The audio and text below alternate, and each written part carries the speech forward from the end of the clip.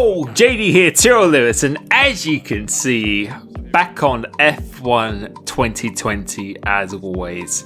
And today, this is not a league race. This is something that I haven't taken part in for a long time.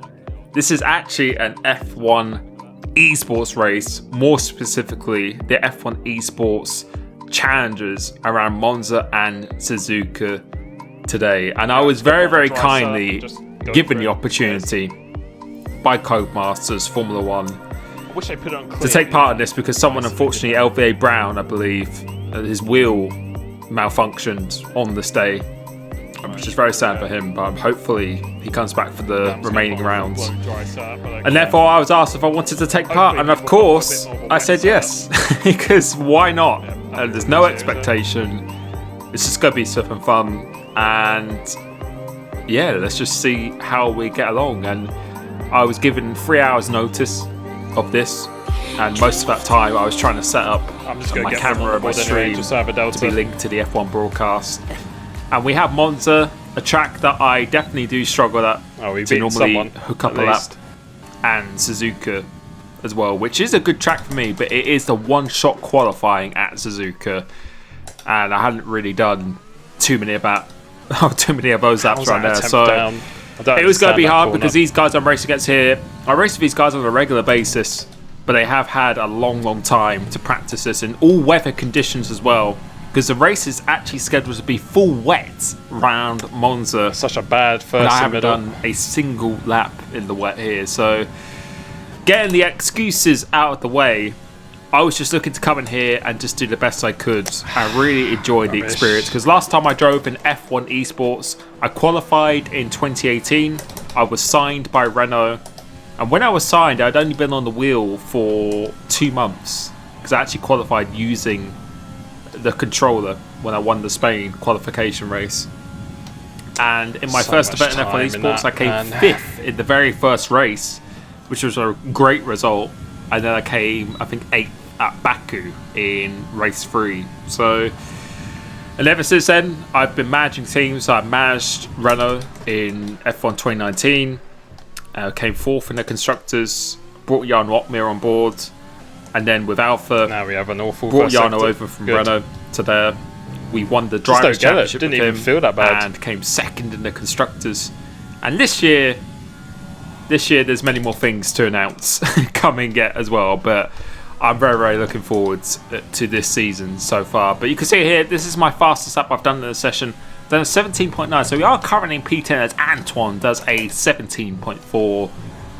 Definitely, I think the man on form said that recently on the Xbox platform at the very least. But I did a couple of 17.7s in the few practice sessions I did before this race here, and just absolutely nailing Ascari. I did a really good Ascari in terms of cutting it, because in this track Ascari, but it's going you to be do need to actually cut it if you want to be fast, which is a little bit annoying. We're coming into Parabolica now, trying to get a good exit up here, and we're going to fractionally improve on our time. And coming across the line, it says 17.903. Was a little bit unsatisfied with that, but I think due to the amount of running we had, no, it would have got us P8. Yeah, so yeah, I can't really be too displeased because we are in the top 10 and in P9. But you can see the race here now. Yeah, I did a bit of wing. I think I need a bit of wing. Wet. And I decided to there's no formation stick with my drive setup as well. There's no formation app in esports, so the lights come on straight away as you lob it. And as the lights go out now, trying to get a good start, keeping it in lean just to minimise the wheel spin as much as possible, as CRG Luck gets an absolutely insane start. He's actually the championship leader. We out-qualified him as well. So he's definitely got some work to do. So coming into here, probably the worst turn 1 that you want to be in a mid-pack in. Definitely for sure, as we get out tractioning Chandler Sita and getting a very nice move here. So we're back into P9, lost the position to Luck, but then regained one on the Renault here, and we've got Sink Oates behind me, just trying to go around the outside. He was thinking about trying to go down my inside. We actually make a little bit of contact. Luckily, he doesn't lose any positions or spin around. That was quite a big risk for him to try and stick his nose in there, but inevitably in this race, when you're in a full wet conditions, it's going to be very hard to overtake. So most of the damage is done really with the grid positioning and how well you go on the first lap. But I was really happy that I was actually in the top 10 in the quali, and we're still in P9 in this race so far. So I was feeling quite good. And straight away I was feeling quite good in the conditions. And someone's got one. Whoopilicious has gone completely on one. There's someone else as well. I'm not sure who that was, but we've been promoted to P7. So 2 cars have gone down the order here. I don't think they got out the race, but definitely down the order. And now we're into P7. So not a bad so far on this first lap. If you said to me I was going across the line P7 for the first lap, I probably would have taken that all day here. But coming on to lap 3, just settling into this race, again, it's going to be very hard to overtake people just due to the dirty air and these weather conditions. You just can't get on the power earlier. But CRG Luck makes a very uncharacteristic mistake. He goes up wide as well. It seems to be really catching people out going through that corner. And the championship leader has fallen behind Oates as well, back into P8. And no, he was very dominant in the previous rounds, and certainly not having a good day so far here. We do have another race to come after this with the one-shot quality at Suzuka. But now we're into the top 6 in this race, and you can see the gap is 2.2 to Ewan and 1.5 to Pinecone. Let's see what happens here, as I think there's a little bit of side-by-side action going on behind me with Lutt, who's actually regained that position back again. So I have to be conscious of him because he is a very good driver coming back through the race. But moving towards lap 11, you can see we've actually closed in on the top 3. So 3rd place is only just up the road here. We pulled away from Lutt. We've closed in on Pinecone and Ewan. And I felt like there was a chance to get in this top 5. If we could get in this top 5, it'd feel like a win for me, honestly. Now, due to the prep time I've had compared to everyone here, who I presume would have been practicing wet conditions as well, because there's usually quite a high chance on Monza that it is going to be wet. So I was really happy with how I was driving, very consistent, keeping it on the black stuff, and the pace actually seemed to be pretty strong as well. I actually caught up reasonably quickly to these guys, and you can see here we're managing the fuel very well. Definitely got a bit more speed than Ewan, I definitely felt, in this race here. So I'm just trying to get as close as I can. But as I said before, it's almost next to impossible to get on the throttle before your opponent in these conditions. It is really hard to do. And even if you ran a high downforce setup, if they're running a dry setup and ran Monza, it's going to be quite a low downforce setup. They're just going to pull away on the straights, and there really is nothing you can do here. So I'm trying to get as close as I possibly could, but I wasn't going to take a huge risk, only if it was for a definite overtake. But you can see 3rd place is right there, so we're not even that far behind, as we have a little bit of snap of the oversteer. And then I thought to myself, you know what, I'm not going to throw this race away. I'm just going to bring it home, and we're just going to come in the top 6. You can see coming through the last corner, it's going to be Antoine who wins, so GG to him. And you can see we weren't that far behind. I think we're only 8 seconds behind in the end. I was pretty satisfied with that, to be honest. I was really happy with that performance. P6, I'll take it. Just being thrown in the deep end and getting some good points. 8 seconds and behind. Speed was actually really good as well. So I was quite surprised with that. A little bit disappointed with the qualifying, but we move on. We move on to Suzuka, the one-shot qualifying now. And right, I'm ready. I did do a 25.5 as a PB, but I only did about 3 one-shot sessions. And one-shot quali offers the lowest amount of grip possible on the game. It goes one shot, then it goes Q1, Q2, short quali, and then Q3. That's the order of the grip available on this game here. So coming on to the main straight, we're just going to try and do the best we can. Suzuka is a good track for me. Won here in TSRL, and I think we got a podium with WR last season. So coming through into turn 1, taking it nice and cautious, because I had a bit of a problem with my back end, or the rear brakes locking. We managed to get through here, but going through this corner, we missed the apex. A lot of understeer, going through it here. This is really, really hard to hook up. I'm going through this left, trying to go flat out as much as I could. It's a shocking not a good one. first sector so far. It's a 31.1. Really want to be aiming for a 30.7 or 8. And on the exit here, we get an validation. So the lap is now over. And that is the brutalness of one-shot quali.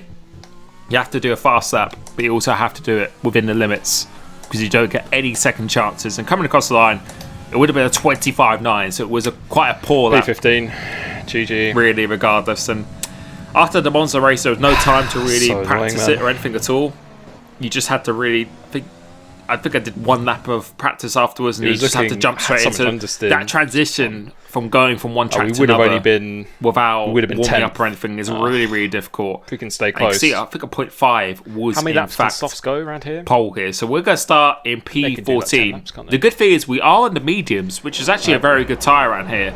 And I know from esports, soft is actually quite powerful. So as the lights now go out now, we are trying to get a good start. We actually get a pretty poor launch off the line. It's finally is actually overtaking me. So good. Try and get this position back again into P14, which we do successfully. And CRG Lutt again is near the back of the field, so he really is not having a good day. The championship leader. Now going through it here. Everyone's got side by side, so I'm going to try and go down the inside of Hooplicious to try and get a switchback going through this long left. And the setup I'm using here is the same setup as I used in TSRL, so it's going to be very quick in a straight line and very, very good in the race. But coming into this right-hander... My God. Yeah. What can I do? Nothing I can do that. There was absolutely nothing I could do there. Hooplicious, unfortunately... What can I do there? Hit someone in front as a couple of cars are going completely off the track. We go through the middle and we gained 4 positions there. Absolute carnage, but disappointed because we have a yellow front wing, and the yellow front wing is absolutely horrendous. Not only am I going to lose 6 seconds or more in the pit stop, it's just going to be so understeery, like a cargo ship. It's just going to be absolutely awful. But I was so determined. We're still in a points paying position, and we are on these medium tyres as well, so I wasn't going to give up. You try and give it absolutely everything I can. But Cape Sam already pits, just confirming that these medium tyres are some good tyres to be on. So I'm going to try and stay on these as long as I possibly can, and try and keep the guys behind as long as I possibly can. You might think, oh, why not just let them go? But you never know what happens in the race. They could get a 3-second penalty. Anything can happen, and I need to try and keep these guys as close to me as much as possible. So going through 130R, he's going to try and think about making the movement, which he doesn't. Going into the chicane, just trying to focus on getting a good exit. And Zingos does a 28.0. Let's see what lap we do with this yellow front wing. So we're missing half a wing, and it's a 30.6, 2.6 seconds slower. That's how much time you lose with a wing. And I know a lot of people are probably saying, why did you not pit that one? These tyres, I just wouldn't. They go off fairly quickly, and I just wanted to try and maximise everything I could at the end of the race. I was hoping they would go back into traffic, and then I would just have the freshest tyres towards the end of the race. But going for a long left-hander, finally I'm just getting a little bit impatient now, because I'm effectively really almost destroying his race, because I don't think he has any damage. I have so much damage on at the moment. He really does need to get past me. So I go semi-defensive into here. He goes down the inside.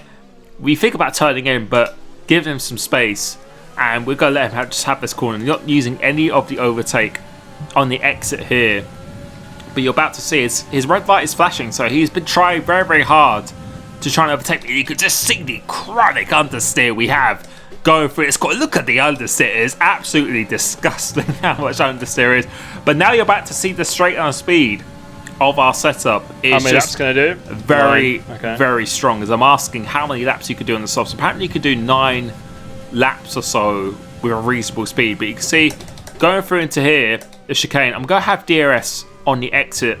I'm going to again just try and stay in front of these guys as much as I possibly can.